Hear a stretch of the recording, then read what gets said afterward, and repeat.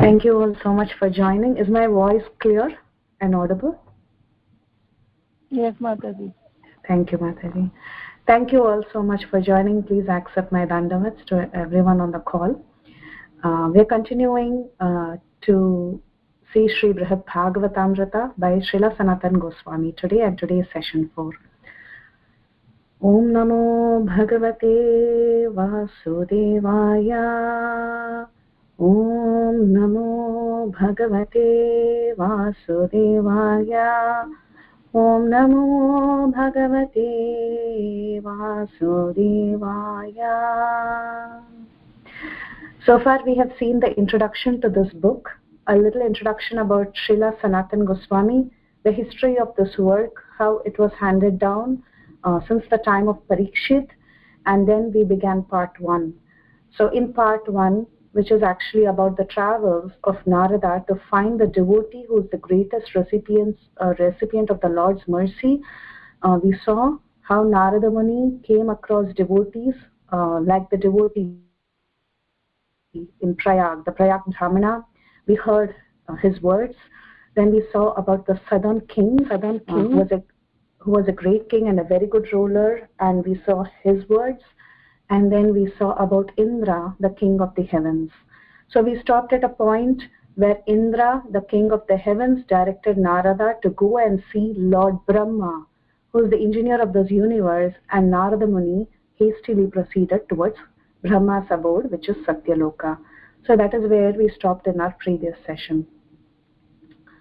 Om Ajnanatimirandasya Jnananjanashalakaya Chakshurunmilitam Yena Tasmai Shri Gurave Namaha Mukam Karoti Vachalam Pangum Langayate Girim Yat Krupatamaham Vande Shri Gurum Deenatarinam Nama Om Vishnu Padaya Krishna Preshthaya Bhutale Srimati Radhanatha Swaminatha Namne Nama Om Vishnu Padaya Krishna Preshthaya Bhutale Srimati Bhakti Vedanta Swaminatha Namne Namaste Saraswati Deve Gauravani Pracharine Nirvisesha Shunyavadi Pashayatiri Shatarine Jaya Shri Krishna Chaitanya Prabhu Nityananda Shri Advaita Gadadhara Shri Vasadi Gauravakta Vrinda Hare Krishna Krishna Krishna Hare Hare Hare Rama Rama Rama Hare Hare. So we stopped at a point where Narada Muni went and met Indra, and Indra told Narada that actually Brahma is the greatest recipient of Lord's mercy, and he also gave the reasons. Actually, we discussed this in our previous session. We discussed the reasons of Indra, why Brahma is the greatest recipient of the Lord's mercy. So in that, he gave the reasons as follows. He said, Brahma is the greatest recipient of the Lord's mercy because he is the direct son of the Lord. He is directly born from the Lord. He lives a lot longer than Indra. So in one day of Brahma, there are 14 Indras who come and go. So Indra told Narada Muni that Brahma has a very long lifespan to serve Krishna. Then he said he is the creator of all the planets and of all their rulers. That is, he appoints all the demigods. That is Brahma's job. So he isn't really in control, and he is able to control all the controllers. Then he says he is the universal, the chief protector of the universe, because he is establishing Vedic sacrifices and the social laws as he creates this universe. So he is actually the chief protector. Then he says he is the chief destroyer, because when Brahma goes to sleep, the entire universe is destroyed. Then he says not only all of this, on the planet of Brahma lives Lord Mahapurusha, who is a form of Garbhodakashayi Vishnu. In his 1,000-handed form as Krishna, he is accepting all the offerings made to him personally in the abode of Lord Brahma. And then finally Indra said, Brahma is an empowered incarnation of the Lord. Yeah, he is a Guna avatar. So he is the one who has the complete mercy of the Supreme Lord. So all this we saw in detail in our previous session, but then it is good to go through these statements of Indra so that we can see how actually Brahma, he begins to refute all these statements. So after hearing all this, Narada Muni was very, very pleased in his heart. He was so happy.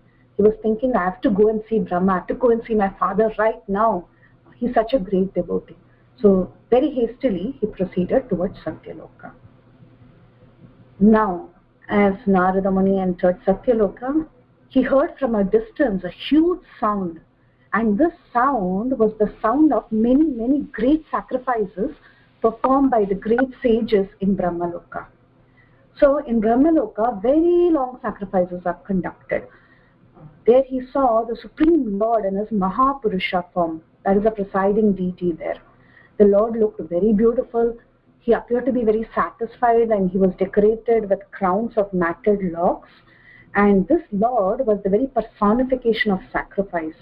And this Lord, he appeared with his consort Lakshmi to accept all the offerings that were given by these sages in a very personal form. He came there personally, with his personal hands, he came and he accepted those sacrifices.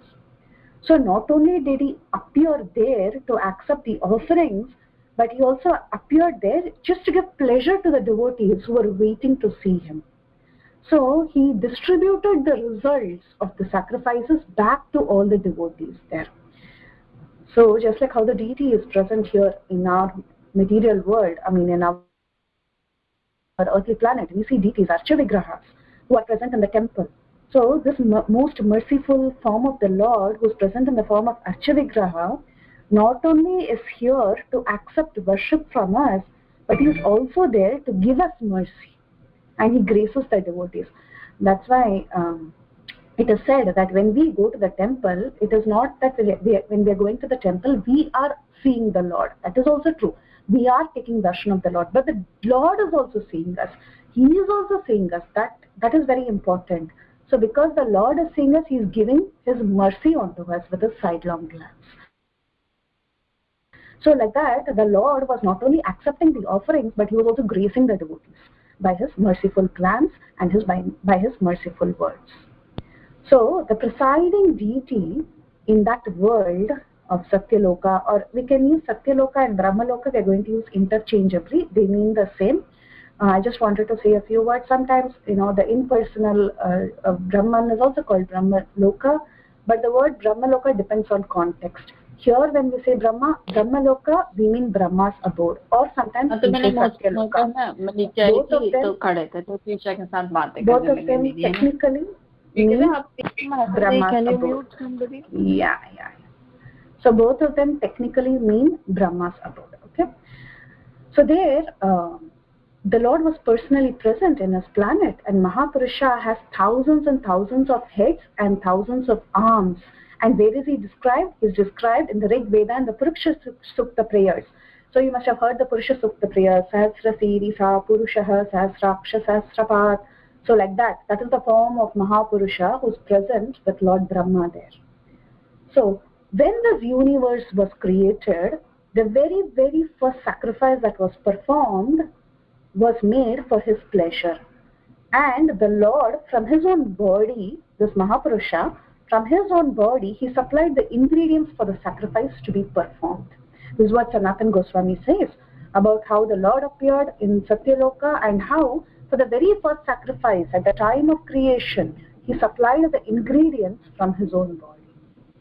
So in Brahma's planet, this Supreme Lord, he came there personally, and as these sages were performing sacrifices, he consumed all the offerings with his thousands of arms and thousands of mouths without any hesitation.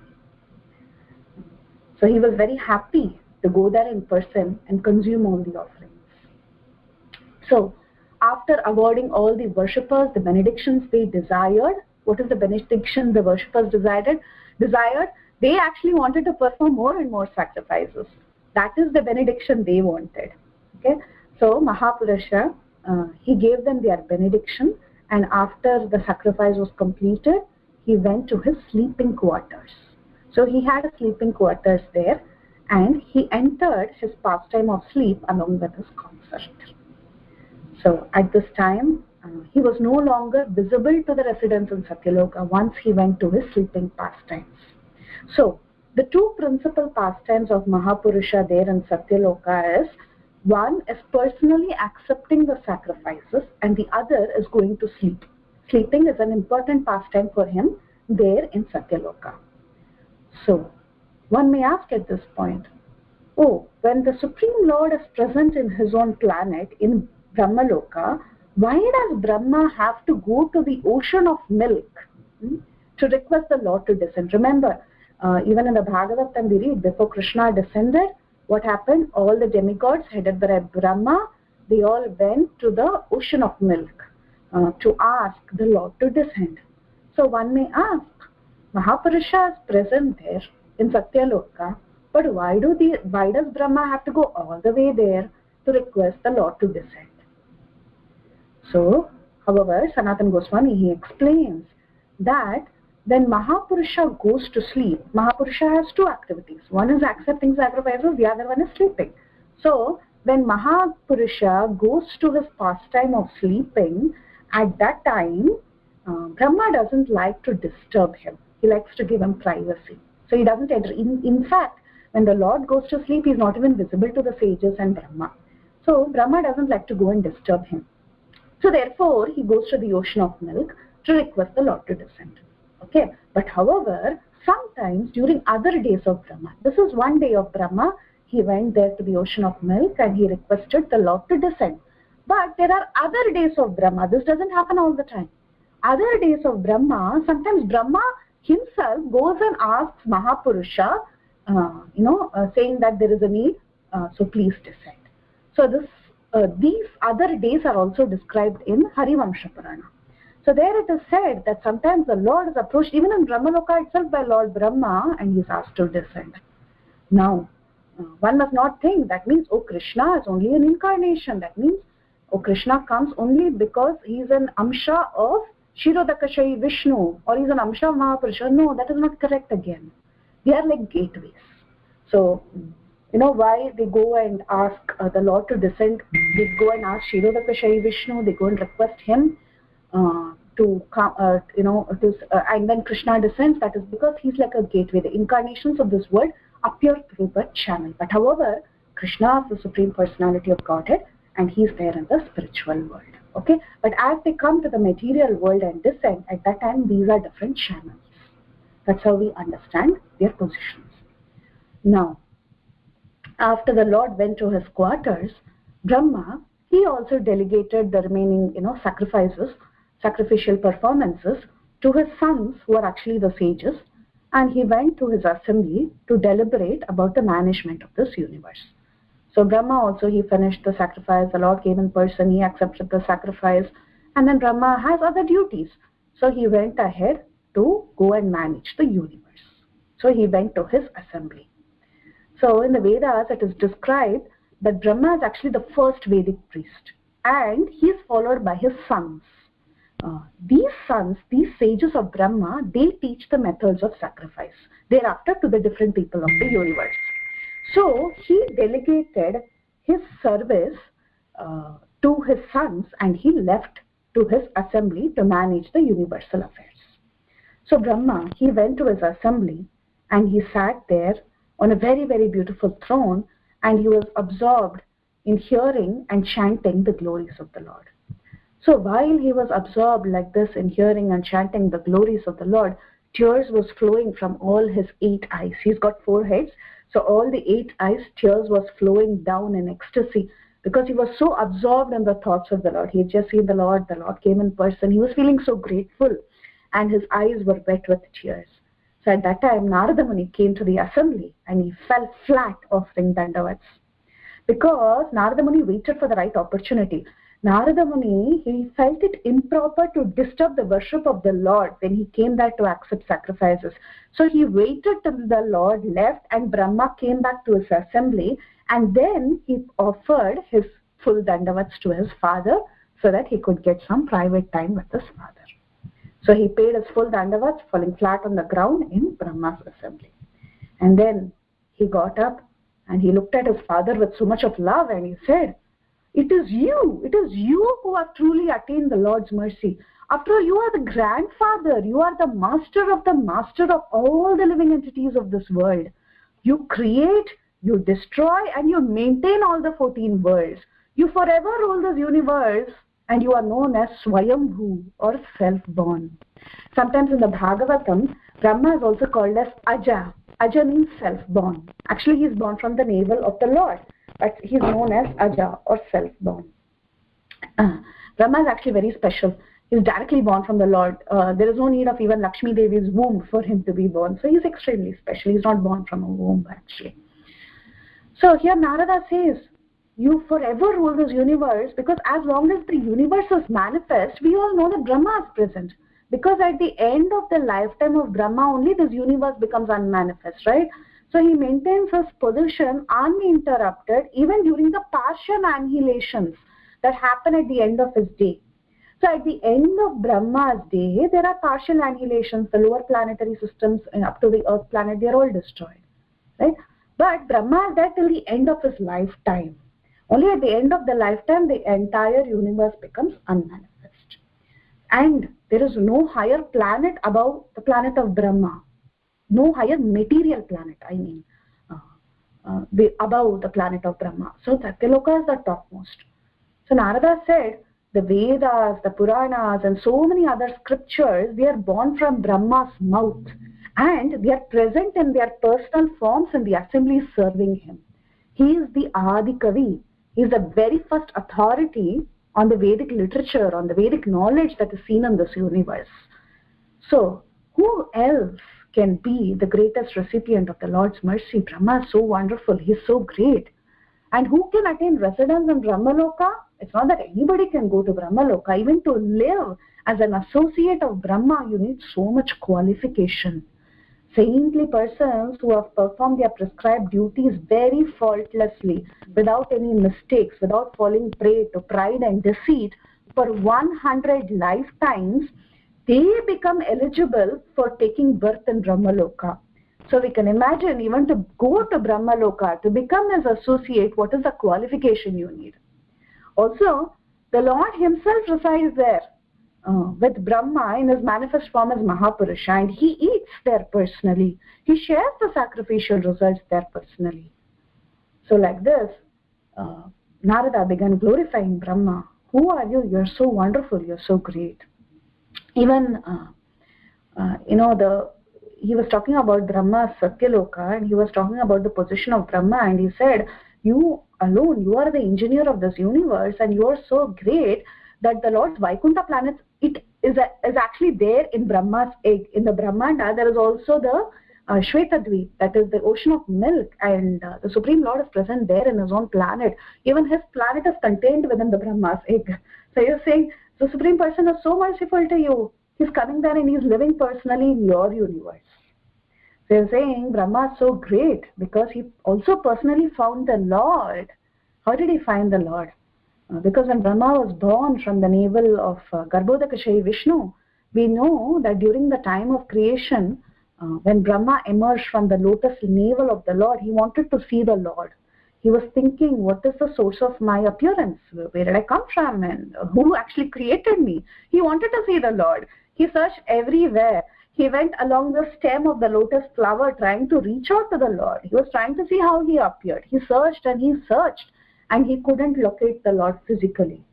So then he heard a voice, Tapa, do penance. And after meditating, he was successful. He received a short vision of the Lord. So the Lord himself made himself available to his dearest son Brahma. So, and not only did he make himself available, he taught him how to create, and he personally went and stayed with Brahma as Lord Mahapurusha. So Narada said, you are surely the greatest recipient of the Lord's mercy. And he said, actually, it's even true that you're not different from the Lord, because you're appearing in various bodies for the sake of pastimes. He says like this. Actually, what does it mean? It has different meanings. When Narada Muni said this, the correct meaning is that actually among the Lord's infinite pastimes, the Lord appears as Brahma, Shiva and Vishnu as Gunavatars of the Lord. So in that sense, Narada Muni's statement that he is non-different from the Lord in one sense is correct, because he is after all a Gunavatar of the Lord, like that. So he says you're non-different from the Lord. Now when he says these statements, he's saying a big statement, you're non-different from the Lord, right? So like this, he gives many reasons and he glorifies his Father. So when you look at all this, all the statements that was made about the Brahma, the question is, did Brahma feel happy that his son had realized his glories? Did he feel glad that his son had the right realization? Did he feel satisfaction? So this is the question. So when Brahma heard all this, interestingly, he grew very disturbed. He got very angry. His face became red. He closed his 4 ears. Since Lord Brahma is the Lord of passion, he was briefly angry. It is explained. He was not very angry where he went crazy, but he was briefly angry. He said to his son, what did you say? You said, I'm not different from Krishna. I'm the Supreme Lord. What logic is there in this? Where is your authority? Where is it written? Show me proof. He asks his own son. He says, I've taught you all this since you were a little boy, because Narada Muni is Brahma's son. He said, I've taught you all the Shastras since you were a little boy. In Vedic tradition, one should not make any claim. You know, a person who's read in the Vedas, well read in the Vedas or in the scriptures, doesn't make any claim that is not supported by scripture. So Brahma felt this glorification was highly inappropriate. He said, where is your proof that I am not different from the Supreme Lord? And then he began explaining. He said, I am creating, I am maintaining, I am destroying, I am a Gunavatar, everything okay. But it is not me. It is the energy of the Lord. The energy of the Lord is called as Mahamaya. Mahamaya is the personal energy of the Lord, and she stands in front of him like a maidservant. It is the Lord's energy that is creating, that is maintaining, and that is destroying through her modes of goodness, passion, and ignorance. So, if there is any credit, the credit goes to her, who's the energy of the Lord, and not me. I am not doing anything.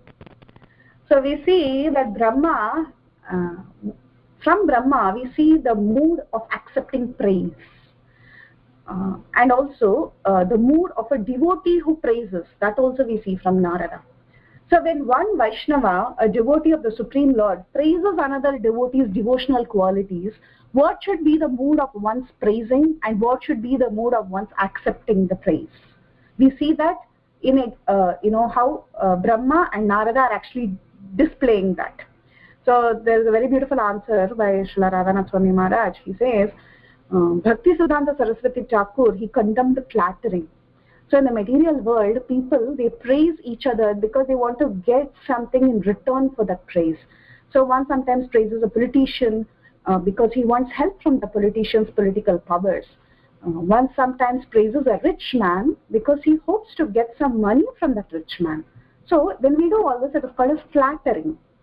But when it comes to praising a devotee, one doesn't have this mentality, and one shouldn't have this mentality. It should be done as a regulator principle as given by Lord Sri Chaitanya Mahaprabhu, just to purify our hearts.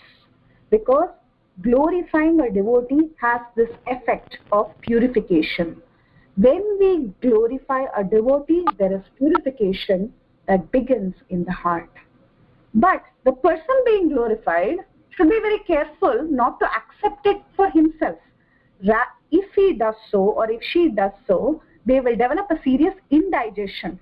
Just like when we eat, when we overeat, we suffer indigestion. That is not meant to be taken, we suffer indigestion. Or when we, another example is when we eat, when we don't have hunger and we try to eat, the food that doesn't digest properly, right? So that means we don't have any qualification. So when we don't have qualification, we accept praise, then it is indigestion. So any praise that comes, the philosophical understanding we have is that really I am not the doer. If it wasn't for the mercy of great devotees like Srila Prabhupada and his associates, for what should I be praised for? Wouldn't I be following would I even be following this path of devotional service? Would I even be able to chant the holy names of the Lord? If not for their mercy, would I be able to perform devotional service if it wasn't for the association of the devotees protecting and sustaining me? So if it wasn't Krishna in my heart who's giving me this intelligence and these abilities, giving me the power to speak. What can I do actually? So real devotees don't take credit. They give all glories to those to whom from whom we are receiving this power, from whom we are receiving mercy. So we pass it on. We have to pass it on to the people who are empowering us, to Krishna who's giving us the intelligence. So if we keep any praise to ourselves and we think we are the doers, then it creates havoc in our hearts and in our devotional service. Of course, at the same time, we appreciate the affection that the person is showing us by praising us. Why would a person come and praise us, right? Because he has some affection towards us. He's happy, he's got some affection. So he's praising us. So we appreciate the affection, but the content of what that person is saying, we actually understand doesn't belong to us. It rather belongs to the person whom it should go to. It is Krishna and it is our Guru Vargas. So actually, the credit goes only to them. So in the same mood, this is what Brahma was doing. In that mood, Brahma, he said, actually nothing is happening by me. I am only an instrument. I'm doing all this as a service. And it is all happening because of the Lord's energy. The Lord's energy is maintaining everything. So he says all of us, including myself, including Narada Muni, and all these living entities, all these sages you see in Satyaloka, all the living entities and all the 14 worlds, everybody is subject to Maya and bewildered by the external energy of the Lord. So he says, even I am bewildered, even you are bewildered, Narada. Because of the influence of Maya, you're saying that I am non-different from the Lord. No, I am different from the Lord. And then he says, what's worse is Maya's influence on Brahma. He talks about the influence of Maya on himself. He says he's conceited. He thinks that he's the controller. Brahma begins to think that he's the grandfather. Brahma begins to think that he's the spiritual master of the universe. Like this, Brahma is bewildered by various kinds of false identities because of this external energy. And he begins to think that he took birth from the lotus flower that came from the Lord's abdomen. He thinks that he's a great ascetic. He did so much tapas that he saw the Supreme Lord himself. And he says he's actually not really self-born. You're calling me Swayambhu, but am I really self-born? No, I'm coming from the lotus flower, from the stem that came from the navel of the Lord. So technically I am not Swayambhu. I'm really not Swayambhu. And because of this idea that I have in my mind that I arose from the lotus flower that came from the navel of the Lord, I even become proud, So there are so many faults in me. And then he says, I am continuously engaged in these duties of creation. And I become so overwhelmed by duties of universal management. So this is not a sign of mercy, it's actually a sign of suffering. So even in this material world, people who have very serious material responsibilities in the outside world, actually, if you see, they are suffering in one sense because they have so much to do. They are not able to give time to Krishna consciousness. So they are actually suffering in one sense, though they have power, though they have authority, though they are very busy. Still, it's actually a problem. They are really not happy. Why? Because they are not able to dedicate to Krishna consciousness. So Brahma is saying that he admits, I'm actually suffering. I have so much of universal responsibilities. Then he says, I'm living in terror. Actually, day in and day out, I'm living in terror. I'm waiting for the end of this time because it is his lifetime, right? It's his Brahma's lifetime is the span of this universe. So when actually Brahma dies, everyone dies. So Brahma says, for me, time is very important. I am always living in anxiety. Actually, I don't rule this universe forever. Every day is very, very, it's very important. I mean, it's going away. Time is actually eating up every day of mine. So I'm in constant fear. And Brahma admits, actually, all that he wants is liberation. And he says, I'm worshipping the Lord only for that. It's not for the sheer joy of devotional service. It's actually, I just want to be liberated. That is the reason I'm engaging in the worship of the Lord. Therefore, my mood is not correct. Why am I worshipping the Lord? I want to be liberated. It's not for sheer joy of devotional service. Oh, I want to do bhakti. No. I just want to be liberated. That's why I'm worshipping the Lord. That is my consciousness. So he says, I have not received any mercy. Because I've not even understood that. So I've really not received any mercy. And about the Lord living with him, he says, so what if the Lord is living here? He's living as Mahapurusha. Yes, I accept. But the Lord lives everywhere. He's inside of everything. He's outside of everything. The Lord exists everywhere. So what is the great value of this glorification? Oh, the Lord is living here. The Lord only accepts Brahma's offerings just to uphold the Vedic principles and to show favor to the sacrifices themselves, which are born from him, which are done for the welfare of the universe. So this is not a very special favor to Brahma. Brahma was explaining. Don't think it's a very special favor that the Lord is doing. He's present here because he wants to support sacrifices. So he's present here. So Brahma says, I don't have any true devotion to him. I'm not doing it out of spontaneous devotion.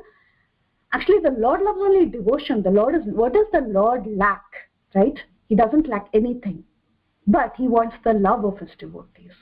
So he shows his mercy to the devotees who love him. And the Lord can be realized only by pure devotional service. Actually, I don't have it. He explains like that to Narada. So when Brahma tells Narada Muni that the Lord is only interested in devotion, but he doesn't have any devotion at all, rather he only commits offenses, he says that. He says that he'll be more than happy if he just stops committing offenses and offending the Lord. So he says, I'm very insignificant. I cannot even expect to be forgiven or even tolerated for the kinds of offenses that I have done to the Lord. Maybe Lord Shiva will be tolerated for some mistakes because he is very great. He's very dear to the Lord. So Lord Shiva will be tolerated. But I cannot even think of being tolerated for all that I have done. And then he begins to explain what all he has done. So then Brahma says, first and foremost thing, he gives wrong benedictions to demons, just like how he did to Hiranyakashipu. And what happened as a result of that benediction? He ended up doing a great Vaishnava aparadh. He ended up committing the greatest offense to Prahlad. Hiranyakashipu became so powerful because of Brahma's benedictions that he was so puffed up that he went to the extent of killing his own son, who was the greatest of the devotees, Prahlad. And Brahma was also, implicated because he gave his hand to Hiranyakashipu. He gave the benediction to Hiranyakashipu. Then when Lord Narsingadev appeared to destroy Hiranyakashipu, Brahma and his associates stood there in a fearful trance trying to praise the Lord. But Lord Narsingadev, the Lord didn't even notice him. He didn't even give him a sidelong glance, but he accepted Prahlad's prayers and he lovingly blessed Prahlad. Then later Narsingadev, he was very angry actually at that time. He called Brahma and he gave him an order very strongly. He said, don't give such benedictions again. That time itself the Lord warned him. So we see in Srimad Bhagavatam, chapter 10, verse 30. Sri Bhagavan Uvacha Mamaivam Vibho Sur Asuranam Te Pradeya Padma Sambhava Varaha Krura Nisarganam Ahinam Amratam Yata. The personality of Godhead replied. Who is this personality of Godhead? Narsingadev. He replied, he said, my dear Lord Brahma, O great Lord born from the lotus flower. So he's saying, you are thinking that you are born from me? Just listen to me. O great Lord born from the lotus flower, just as it is dangerous to feed milk to a snake, so it is dangerous to give benedictions to demons who are by very nature ferocious and jealous. I warn you. This is the word used by Narsingadev. He's saying, I warn you not to give such benedictions to any demon again. So the Lord herein suggests that although Brahma is born from the navel of the Supreme Lord, he is really nothing special. He is just like any other jiva committing mistakes and offenses to the Lord. So like that, the Lord chastised him. Then Brahma said, did I learn anything from that? No. I still continue to give such benedictions to demons like Ravana. So I am not even able to mention the sins that Ravana did with my tongue. He committed the greatest and the worst of all aparadhs, that is kidnapping Sita, the consort of the Lord. So he says, I have a lot to learn. I'm doing my mistakes again and again. Then he says about the people he appointed. He says, I appointed Indra. Indra was appointed by me. What did he do? He offended the Lord in Govardhan Hill pastime. Varuna, he was appointed by me. What did he do? He offended Krishna by arresting Krishna's father. Yamaraj, I appointed him. And what did he do? He took the sons of Krishna's teacher. Right? Remember that pastime where the son of Krishna's teacher, Sandipani Muni, was actually taken by Yamaraj. And then later he was returned. So Brahma is saying that is also an offense. Then he says Kubera was responsible for Shankachuda's offenses. Shankachuda, he was actually, he carried away the gopis. There is a pastime of Shankachuda you can read in the 10th canto or in the Krishna book. So Shankachuda is a servant of Kubera. So he holds Kubera responsible.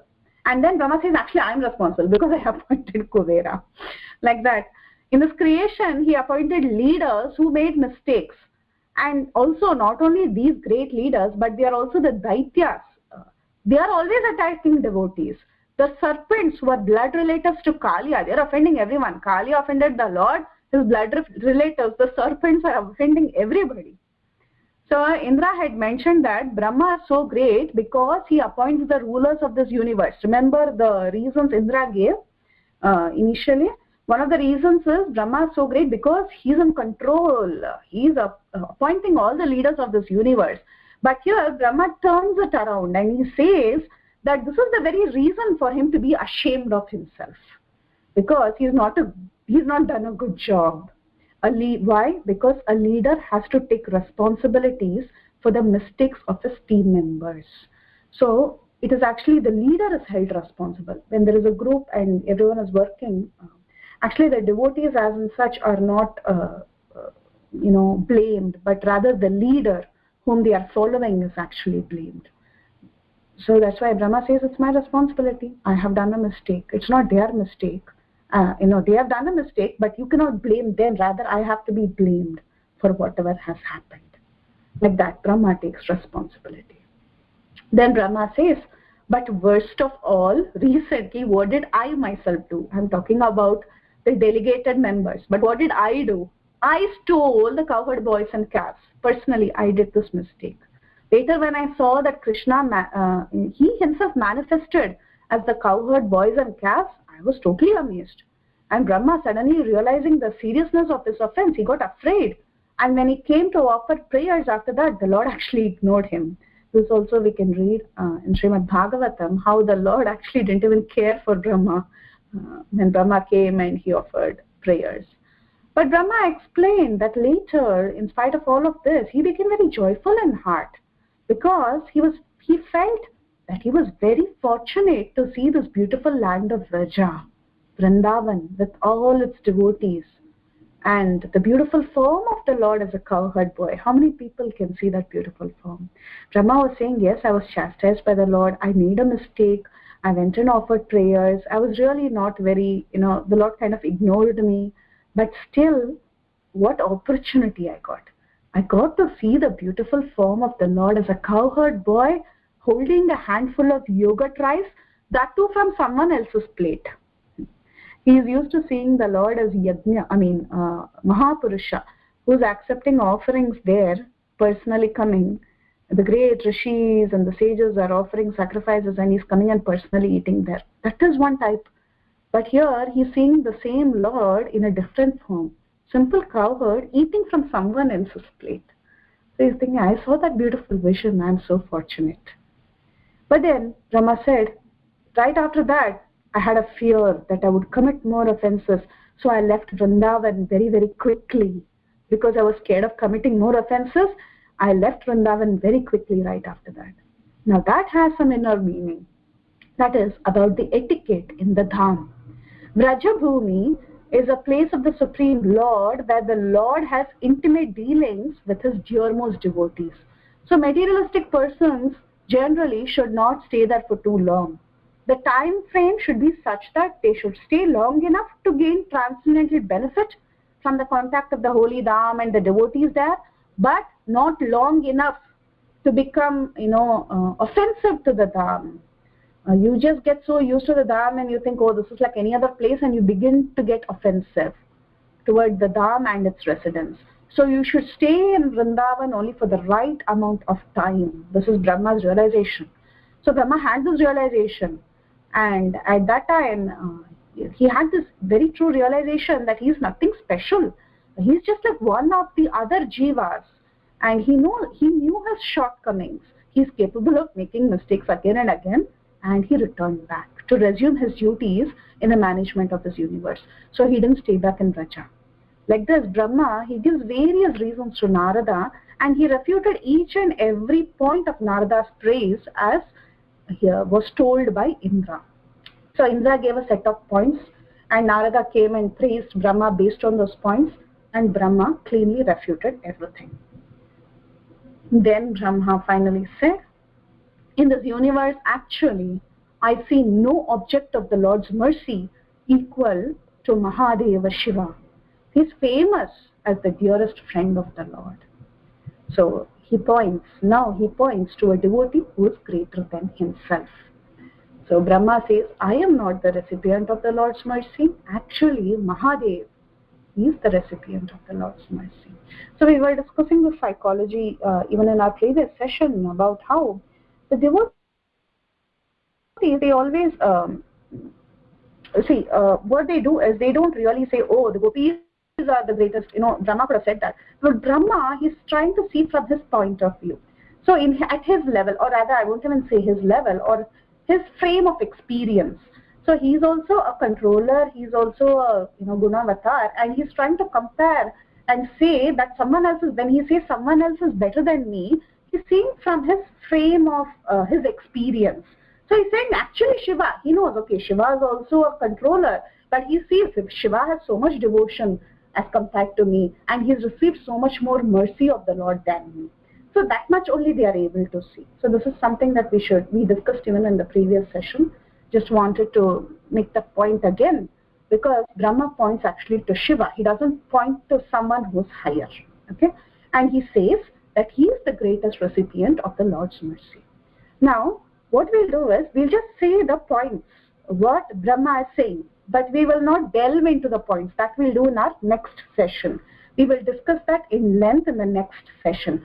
But I will list out the points given by Brahma why Lord Shiva is the greatest recipient of the Lord's mercy. We'll list the points and we will discuss it in our next session, because Lord Shiva is a very big topic. It will go on and on.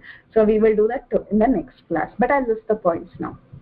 Brahma says that Lord Shiva is the greatest recipient of the Lord's mercy because, one, he's the dear friend of the Lord.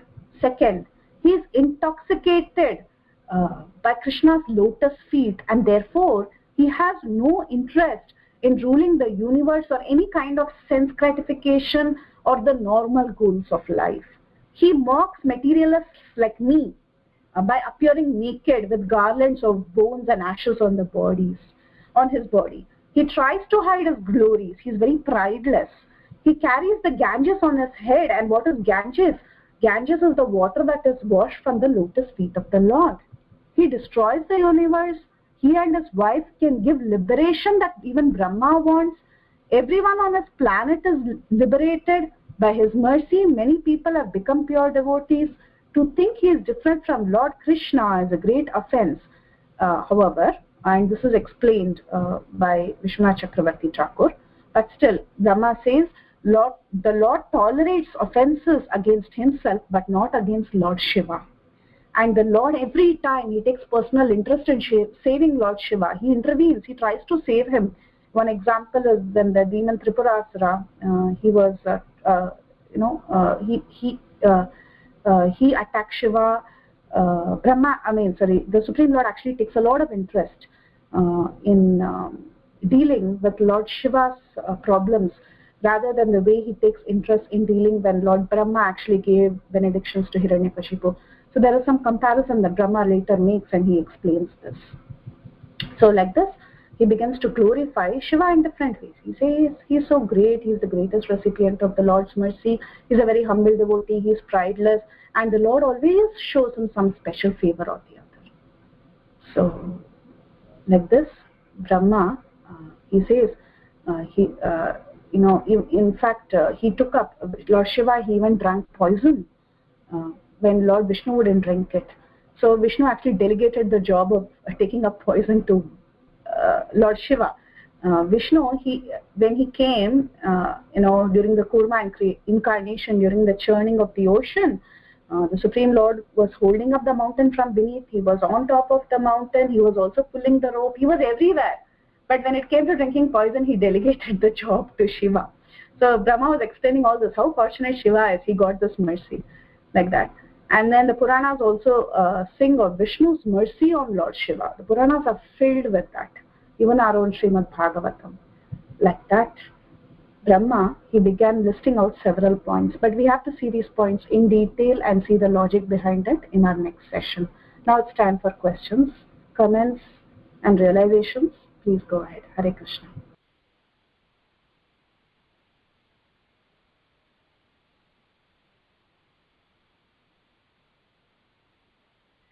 Hare Krishna, Pretty Lakshmi Mataji, very, very nice explanation. Thank you. Hare Krishna.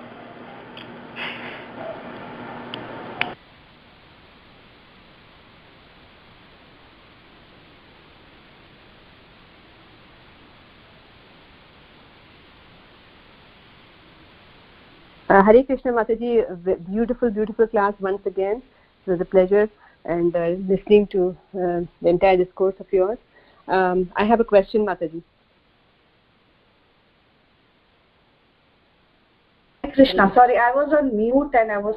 Thank you, Kamodaki Mataji, if you didn't hear. And yes, Mataji, Palika Mataji. Yes, Mataji. Yeah. Mataji, you said that Brahma is saying that he doesn't have any devotion, and that part I'm kind of not able to understand, because if he has been given that huge position, Mataji, without devotion, how can, I mean, there's so many Brahmas being created, right, in every different universes. So this is just a question, how without devotion, how can he get such a huge responsibility, Mataji? So he has devotion. The point is the mood in which he thinks of himself. That is the point here. So he has devotion, yes, but he thinks his devotion is not a spontaneous, pure love. It's lacking in him. So it's not that he doesn't have any devotion at all. And, the qualification to become Brahma is more like, you have to have 100 lifetimes of perfect Varnashrama, and one special jiva with a lot of pious credits is actually chosen to become the Brahma. But then one can also say, okay, you're saying, piety and all that, but the Lord is present with him, right? He's actually a devotee. Yes, that is true. He's a devotee. But Brahma, he's comparing himself with other devotees who are much more advanced than him. Okay, that is the mood in which he's talking about himself. Okay. It's not that we are judging him, because Indra, he sees him as great, but Brahma, he knows his pitfalls. He knows what he is. He knows his position. Brahma, he knows his position. So he's saying, no, they are much better devotees than me. So in what way am I the greatest recipient of Lord's mercy, or in what way am I a pure devotee? Like that. Yes, Mataji, I understand that. And one more question is, you said that all these demigods, which I had understood till now, was that they are actually playing that Leela for the pleasure of Krishna, whether it was Indra or whether it was Brahma, with regard to Hiranyakashipu giving all the benedictions. Basically, they are playing the Leela. It's not that they are fallen souls, that's why they are doing it. That's what I had understood, Mataji. Please. Yeah. So they are not fallen. Again, that is the point. But they think themselves that they have made a mistake. It is a mood that we have to understand, that when we see them, we don't see them as fallen. Even for Indra also, though Indra has been condemned for so many things, still Guru Maharaj and everyone says, actually, we don't see them as fallen. They are devotees and they are involved in the Lord's Leela. Ultimately, it's the Lord's play. Yes, that is true. What you're saying is 100% true. But they also have this understanding that they are prone to doing mistakes. They cannot take that off.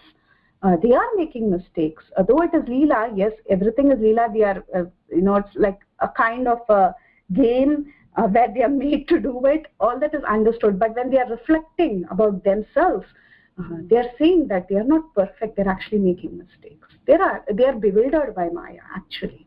That is true. They are coming under the control of Maya, right? So that is what he explains here. So Mataji, so here what I understand from the essence of the whole thing is how humble a person can be, even in such a huge position. So much of humility in him, and he's listing out all. The Lord is listing out all his errors one after the other, and where are we? I mean, just correct. Very true, Mataji. That is so true, and that's what we learn from them. Actually, compared to them, we say humility, but really we are nothing when compared to them. To be big and to be humble is actually very difficult. To be small and be humble is not so difficult. Right, Mataji. Yeah. Thank you so much. Thank you, Palika Mataji. Nice, very nice discussion.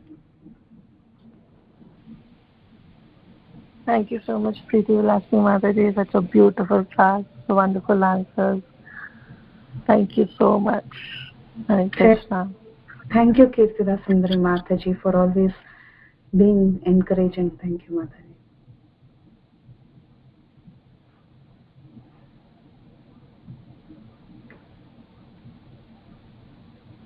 Hare Krishna, Preeti Mataji. So wonderful class, Mataji. As usual, it is so amazing. We went into trance, especially you quoted from Srimad Bhagavatam and others, and the way we have to receive the appreciation and how should we receive and what is the mood, it is so clearly explained, Mataji. So nice, Mataji. Thank you so much. Thank you so much, Supriya Mataji. All glories to Guru Maharaj. Thank you so much. Thank you for the wonderful class, Mataji. Hare Krishna. Thank you, Lavanya Mataji. Thank you for coming. Thanks for your association. Hare Krishna, Preeti Vilasini Mataji. Thank you so much. Such a wonderful class, and so much to learn from these great examples. So, Mataji, in this material world, it's very difficult for us to always be humble and maintain a low profile, irrespective of whatever we are doing, right?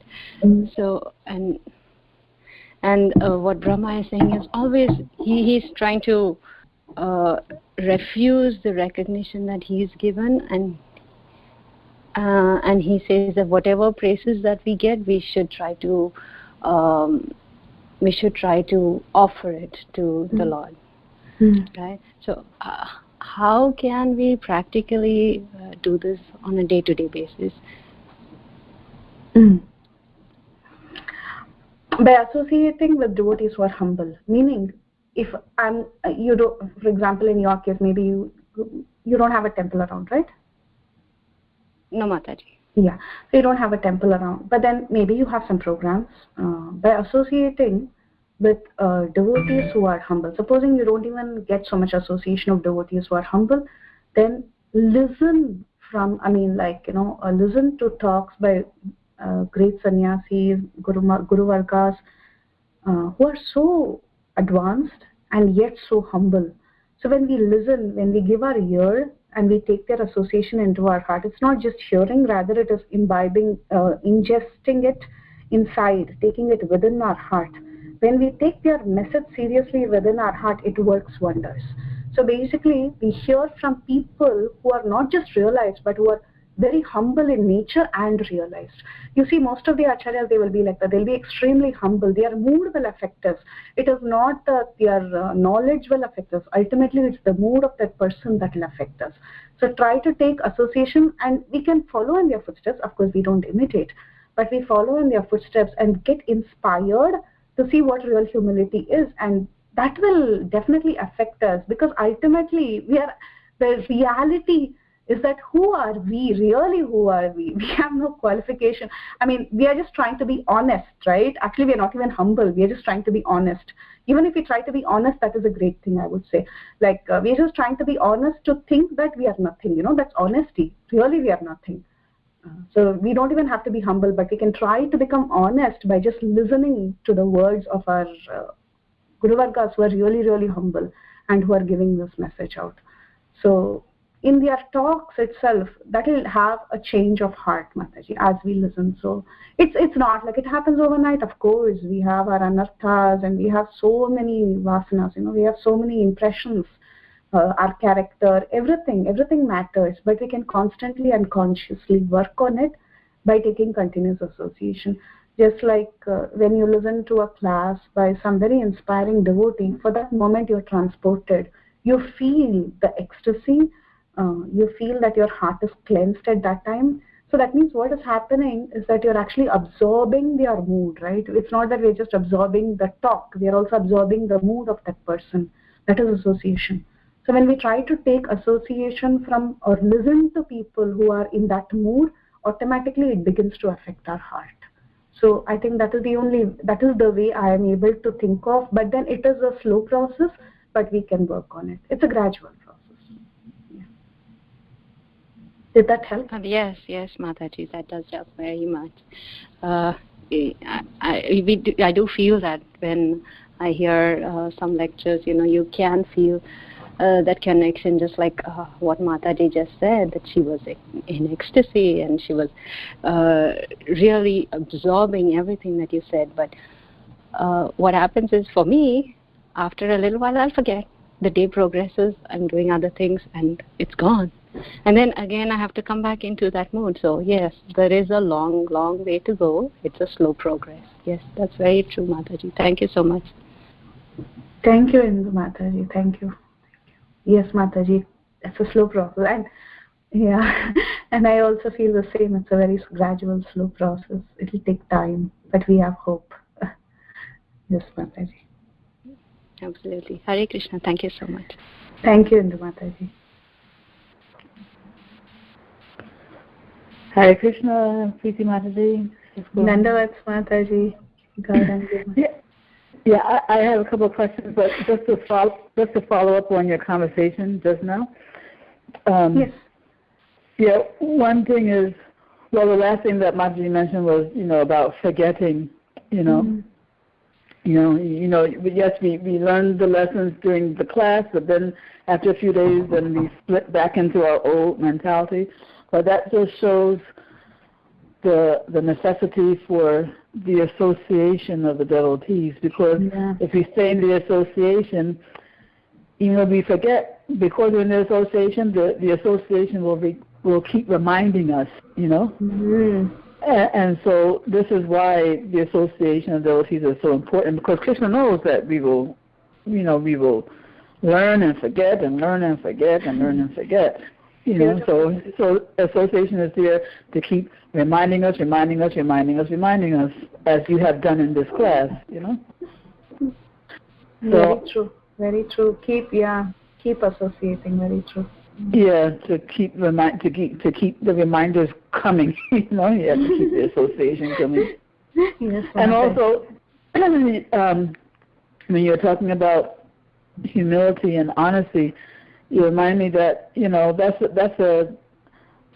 know I've many times heard in the past, humility defined actually as honesty. Some people do give honesty as the definition for humility, because all you have to do really is look at your qualities, both good and bad, and be honest about them. Yeah. The good qualities, if you're honest about the good qualities, then you will recognize that you got them from some place. They didn't start with yourself, so you can't be proud of something that you're not the source of. So you can be honest about your good qualities, and that will yield humility. And you can be honest about your bad qualities. When you see the bad qualities in yourself that you would like to change, that also will give you humility. So whether you're honest about your good qualities or your bad qualities, you will end up with humility. Yeah, very nice. So beautiful. Very beautiful. Anyway, I did have a couple of questions.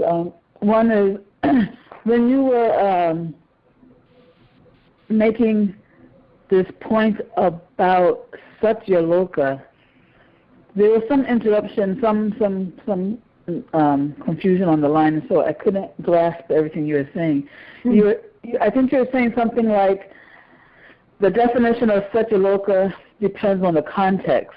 One is that Satyaloka is synonymous with Brahmaloka, right? Lord Brahma's. And then the other, is there another definition? Sometimes Brahmaloka is also referred to the impersonal Brahma Jyoti. That also, in some places, depending on the verse, it also means the impersonal Brahma Jyoti, sometimes known as Brahmaloka or Siddhaloka, like that. But again, it is not, we should understand it from context what it means. Brahma planet is also known as Brahmaloka, like that. We have to understand it like that. Yeah. So that's why generally devotees we like to use Satyaloka because it's more clear. We try to use that word, but it's not necessary that everywhere it will be written only as Satyaloka. Yeah. Okay. And the other question was,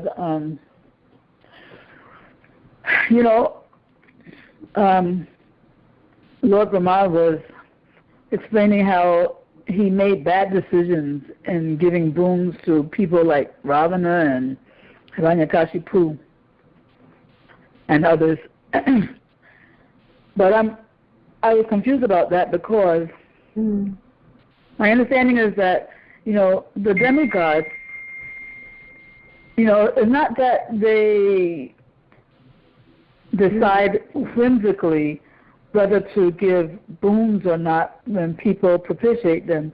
It's like it's practically like they're obligated, to if a person worships them, then they're obligated to give them. If they worship properly, they're obligated to give the boons for which they are propitiating these demigods. So I didn't understand how Lord Brahma was really at fault for giving what I think he was obligated to give. Yeah, he was obligated in the sense if a person does a particular sacrifice or a particular austerity in the prescribed manner, the way it has to be done to please a demigod, yes, that demigod becomes pleased and he becomes obligated to give. But then Narsingadev, he says that you should be very careful, in the sense you should know to judge whether this is going to, it's like seeing what I could understand, I can explain, but then of course others can pitch in. So what I see is that, Narsingadev is telling Brahma that don't have this short vision. Try to see the implications. Try to see what will happen after that. Then don't repent. Try to think twice before you do something. See the long-term implications of the boon that you're giving and then give. Think about it. So this is the advice, or rather Brahma could have done something else, like maybe he could have gone and approached the Lord earlier. There could have been some other options which he could have thought of, which I don't know. I'm just throwing out options and I'm only speculating. But what I'm saying is maybe the Lord is suggesting that maybe you could have thought about the results, what all effects can happen, and then you should think and then give boons. Even if you're pleased, even if that person is doing these austerities perfectly, maybe some of thought could have been put into the process. So this is what I understood, Mataji. Even I also had this kind of a question, but then this is the only answer I could think of. But if anyone wants to add or comment, you can go ahead, Mataji. Yeah, because my problem is still, what was his, if he even is supposed to think about the consequences, what was the range of his options? I don't know what the range of his options were in satisfying or reciprocating with the worship, See, one thing, like for example, I'll give you one very, remote example. Like for example, Dhruva Maharaj, okay? So Dhruva Maharaj was performing great austerities, and he was, and the entire world was shaken, right? So the entire world was shaken. At that time, all of them, immediately they thought of Vishnu only. They all went and they asked the Supreme Lord to help. And then the Lord went and he helped. So like that, they could have asked, this is only again a speculation, maybe it's not written anywhere, but maybe they could have asked the Supreme Lord to intervene and give them an idea to solve the problem, right? Yes. They could have. Yes. Yeah, but he thinks that he becomes, to an extent, yes, glorification affects us. So when we are, someone is glorifying us non-stop, offering prayers to us and not doing so much austerities for our pleasure, yes, we think we are in control and we give the benedictions.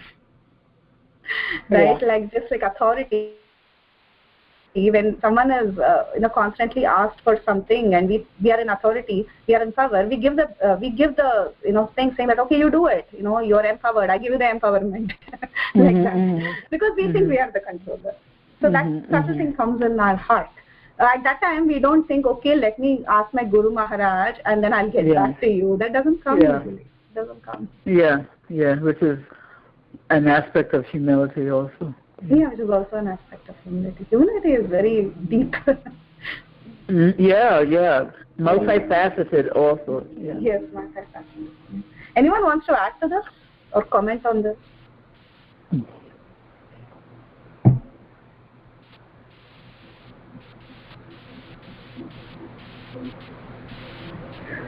Hare Krishna. Anyway.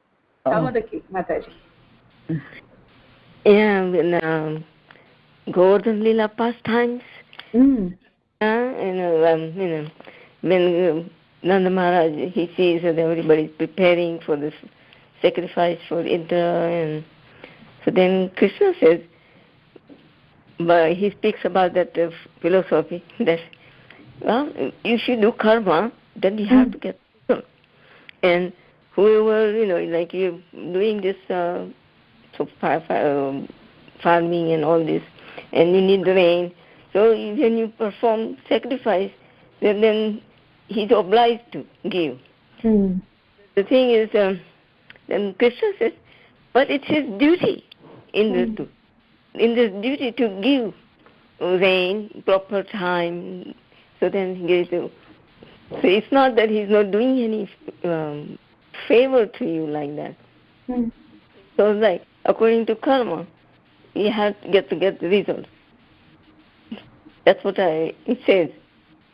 So because they perform the austerity to please, so he should get the benediction. But that was a nice comment that somebody said. Maybe you said that they don't. Let me find out from the Lord what should I do. This devotee has doing the survey austerity and wants this boon. What should I do? So that is also right. But when they do the austerity of do the sacrifice and things like that, this is all karma kanda section. Yeah. Yes, ma'am. The devotional service is not like that. That Lord gives us His own self. When we do become 100% pure, then it is like a Radharani and Gopis. Krishna says, I cannot repay for the services. So Krishna becomes indebted. And that's a very great. It's not that we want, that's not that I want Krishna to be like that. I'm not so pure. But we just do our service. Our duty is to do this, and we do it for the pleasure of Krishna, like that. That's what we do. Yeah. But one who has a desire for material things, so then they have to have that. Otherwise, if the demon performs austerity and if he's not given the boon, then he become more dangerous and more suffering for all the other returns. So then maybe just thinking like that, then they give benediction. Yeah. I don't know. You know better. Whatever you're saying is very, very true, and that's what the demigods feel. Actually, that's what they feel. That's how they end up giving the benedictions. That's how they feel. They feel, okay, what else can I do? I'll give the benedictions. Yes. Yeah. So, like somebody does for something, for me, then I should feel interested in to give something or do something for that devotee person or whoever. It's like that. So that's how the reciprocation. And in the Gita, also Krishna says that you do perform the yagyas, that satisfies the demigods. They will give you food and needed, and it's not that all devotees only do that. Demon does it, and demon's desire is not like in the human or like that to help all the humanity or all the people, all the jivas, like that. So, but they get the benediction because they did, so they have to get something. And then they get more inimical. Yeah. Yes, Mataji. Thank you so much. Thank you so much, Kamala. Very, very wonderful. You are very wonderful. Very nice. You explain and give informations. And I just like this. Well, Ramayana also, I liked Ramayana when he did that. It was very wonderful. Whatever you're doing is nice. Wonderful. Just like nectar. Very thankful to you, Kamodaki Mataji. Thank you for that encouragement and thank you for the love that you give all of us on this call. Thank you. Hare Krishna. Hare Krishna. Will it be every Monday also? Yes, I'm thinking we'll do every Monday hereafter. Yeah, that's good. Krishna willing, yes. Yes, mercy. Thank you. Thank you, Mataji. Okay, thank you. Hare Krishna. Hare Krishna. Are you intending to do the entire Bhagavatamrita? Yes, Mataji. We're thinking, actually, just I was thinking maybe we can do every Monday now. Excuse me, say again? Yeah, so I was thinking, yes, the entire Brihad Bhagavatamrita every Monday hereafter, as much as possible, Krishna willing, every Monday if possible.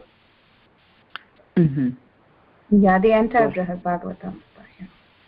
Okay, both book 1 and book 2.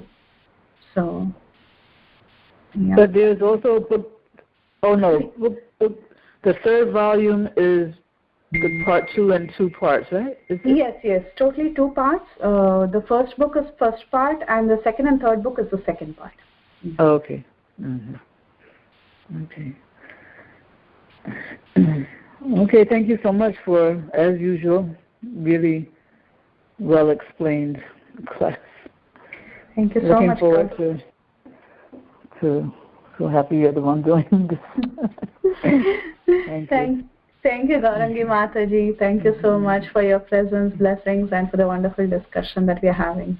Thank you. Yeah. Thank you also. Bye.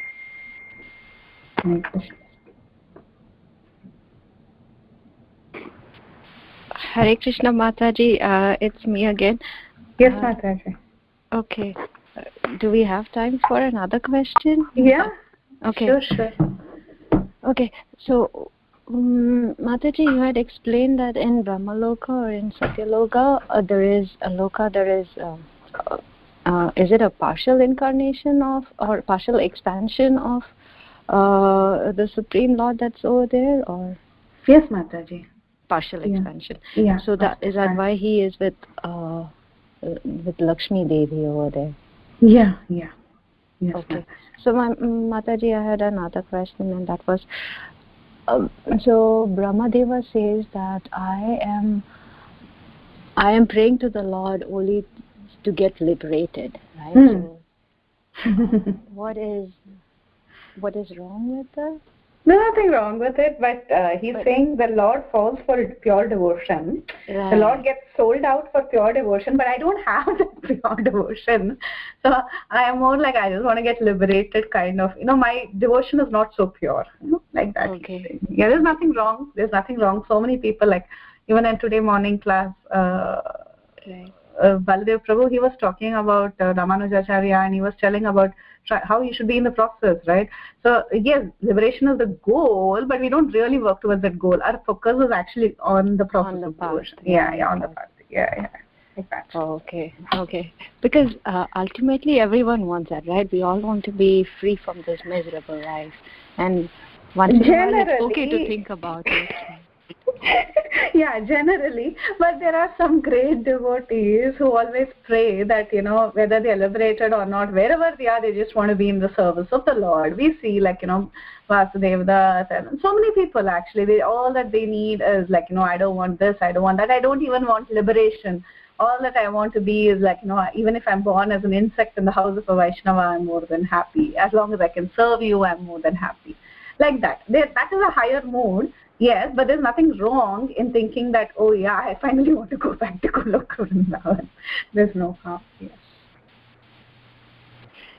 Okay, Mataji. Yes, thank you. Because once in a while, like when we see what happens around us and when we see our situation, I mean, for me, I feel like, okay, if I don't ask for it right now, I'm going to forget. Tomorrow I could forget. And I don't, who knows about my next life, right? Mm-hmm.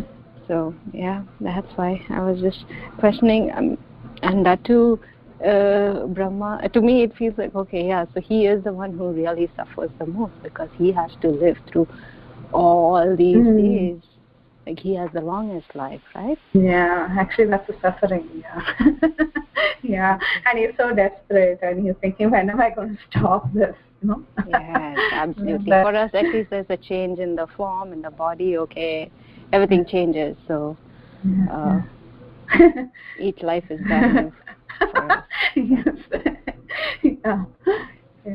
Thank you so much, Mataji. Thank you to all the Matajis. I mean, I really love the association and really love being in this group. Hare Krishna. Thank you so much. Yeah, me too. Thank you, Mataji. Thank you. Preeti, Mataji, do you mind if I also chip in on this one too? Yes, please, yes. Yeah, I was thinking that the reason why Lord Brahma was kind of like down on himself or blaming himself for wanting liberation is because he was in the mood that he is wanting liberation mostly to escape suffering, material anxieties, as he was describing.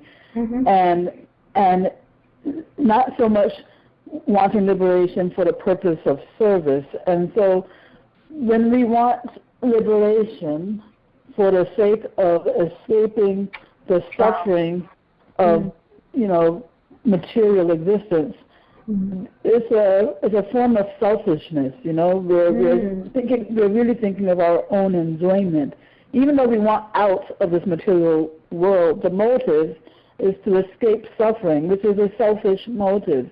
The motive is not a selfish one, that is one of wanting to please Krishna, So I think Lord Brahma was thinking in this way, which is why he was, denigrating himself for just wanting liberation. He was thinking himself as a little selfish for this motive. Beautiful. Thank you, Mataji. Thank you. That was perfect. Mm-hmm. Yeah, perfect. Okay. Thank you. Hare Krishna. Thank you, Mataji. That was really, really good. Yes, thank you. Hare Krishna. Hare Krishna.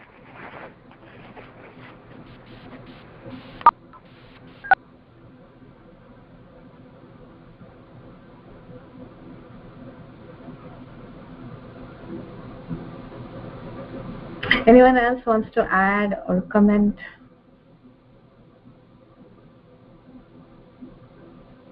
Any corrections?